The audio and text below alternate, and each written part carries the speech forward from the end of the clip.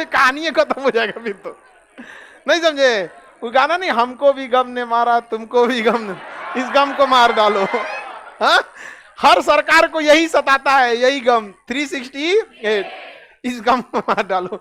मान के चलिए संशोधन करके कह दिया कि 368 खत्म, सारा बवाले खत्म, ही सब सारा बवाल खत्म, संशोधन की जरूरत है नहीं, जो प्रधानमंत्री चाहे वही हो जाएगा। फिर तो पूरा देश देश की तरह नहीं बल्कि एक डिपार्टमेंट की तरह काम करेगा कि मंत्री जो बोल दिया वही होगा उस डिपार्टमेंट में। देश और डिपार्टमेंट में यही ना अंतर है। अरे गृह विभाग में जो गृह मंत्री बोलेंगे वही होगा, खेल विभाग में जो बोलेंगे वही होगा। तो इसे 368 ले गया तो देश बन जाएगा डिपार्टमेंट, और डिपार्टमेंट का हेड कौन हो जाएगा? प्रधानमंत्री। समझ रहे हैं कि नहीं? तो इसका डर था संविधान वालों को बहुत पहले। तो कहा गया कि अगर आर्टिकल 368 में संशोधन करना है तो 2/3 बहुमत के साथ साथ आधे से अधिक राज्यों की अनुमति लेनी हो। इसीलिए भले लोग कितनों कहते हैं कि डबल इंजन की सरकार, केंद्र में भी वही हो राज्य में भी वही हो, लेकिन अगर ये बहुत ज्यादा हो गया ना, केंद्र में भी वही सरकार और ज्यादातर राज्यों में भी वही सरकार, तो टोटली देश उस पार्टी के इंसानियत पे डिपेंड हो जाएगी। अगर वो ठीक डायरेक्शन में ले जा रहा है तो ले जाएगा, और अगर गड़बड़ ले जाएगा तो कोई नहीं रोक सकता है। तो लोकतंत्र में जितने भी बड़े बड़े थिंकर हैं उनसे अगर उनकी विचारों को देखें, जब मेंस में थिंकर को पढ़ना है, जब PSIR पढ़ेंगे ना पॉलिटी ऑप्शनल, तो उसमें थिंकर पढ़ना है, तो वो हमेशा कहते हैं कि एक लोकतंत्र के लिए सबसे जरूरी होता है मजबूत विपक्ष। लेकिन जो नौसिखिया लोकतंत्र, जैसे हम लोग जो आते हैं ना, हमारा देश अभी नया नया लोकतंत्र है, 100 साल नहीं हुआ है, तो अभी यहाँ के देश के जनता लोकतंत्र नहीं है, अभी जनता जागरूक ही नहीं हुई है। लोकतंत्र देखना है तो ब्रिटेन में देखिए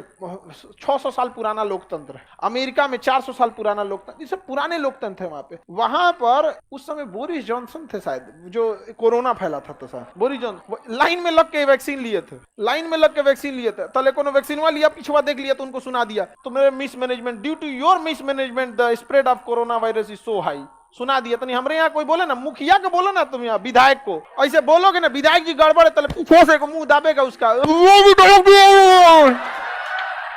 चलो बाहर जाओ, यहाँ पे बाहर कर देगा आपको, जाओ यहाँ पे। चिल्लाते रहा विधायक जी, हम तो तारीफ कर रहे थे, ना ना तो जाओ यहाँ। तो हमारे यहाँ ऐसा नहीं है, वहां लोकतंत्र बहुत पावरफुल है। तो लोकतंत्र में विपक्ष का मजबूत रहना बहुत जरूरी है। हमारे यहाँ क्या है ना, जब आज से 200 साल बाद देखिएगा, आज तो नहीं, इतना मेच्योरिटी हमारे यहाँ नहीं आई है। हमारे यहाँ के लोकतंत्र में समस्या क्या है कि हम लोग फेवरिज्म में ज्यादा जाते। अगर किसी को कांग्रेस पार्टी पसंद है तो वो कांग्रेस का ही है, अगर किसी को बीजेपी पसंद है तो उसी का है, किसी को जेडीयू है तो उसी का है।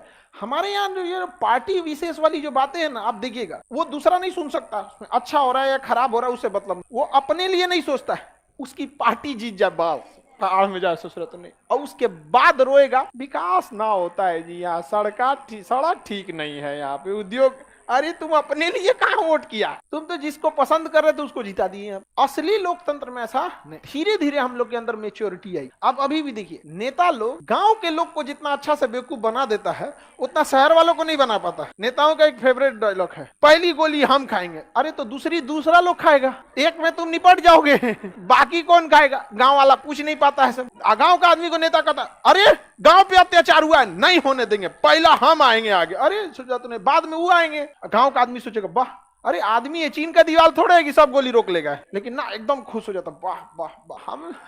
हाँ, आप लोग अब एजुकेट हो रहे हैं, अब ऐसा नहीं होगा। लेकिन अभी भी ना इलेक्शन के टाइम पे ऐसा माहौल कर देता है सब लोग, सब उसी में चले। और भी लोकतंत्र, नौसिखिया लोकतंत्र की एक खराबी क्या है, हम लोग अभी यंग मतलब नए लोकतंत्र में, तो नए लोकतंत्र की एक और खराबी ये है कि हमारे यहाँ चुनने के ऑप्शंस ज्यादा नहीं। आप देखिएगा, आपके यहाँ जो विधायक जी खड़ा होते हो, 4-5 आदमी खड़ा होता है, और पिछले 15-20 साल से वही खड़े हो रहे हैं। आप देखिएगा ऑप्शन ही नहीं है, समझा? अच्छा, ऑप्शन में धीरे धीरे जब लोग का एजुकेशन आएगा तो क्वालिटी बेस्ड देखेंगे, तो उसमें कोई पढ़ा लिखा इंसान इसलिए नहीं आता है कि इतना ना नौटंकी कर देता है सब, इतना पैसा वैसा के बाद ऐसा माहौल कर देगा कि आप वहां जाइएगा तो अपने आप को खराब महसूस कीजिएगा। वहां पर अजीब टाइप का, यहाँ पे जैसे कोई ट्रेन में घुस जाए, आप पूरा नेता पोटा कुछ काज करके बैठ जाए एक जगह, आप बैठिएगा बगल में, तो ऐसा करता है सब ना। आप ऐसे सोचिए, ऐसे कोई अच्छा आदमी, कोई डॉक्टर है, ठीक है, कोई बहुत बेहतरीन डॉक्टर है, बहुत लोगों का इलाज किया, सब कुछ किया, बाई दी वे उसको लगा कि नहीं, उसने पढ़ लिया अरस्तु को, प्लेटो को, कि पढ़े लिखे लोगों को राजनीति में शामिल होना चाहिए, और अब वो राजनीति में आएगा तो गांव के लोग बोलेंगे दो तरीको यो चल गया राज, मतलब राजनीति को उसने गंदा बना रखा है। अगर कोई इंसान जाता है ना, आप लोग पढ़ लिख लेंगे, कोई एक मान कीजिए यूपीएससी निकाले, आप डीएम बने, फिर कहेंगे ना ना रिजाइन देते हैं,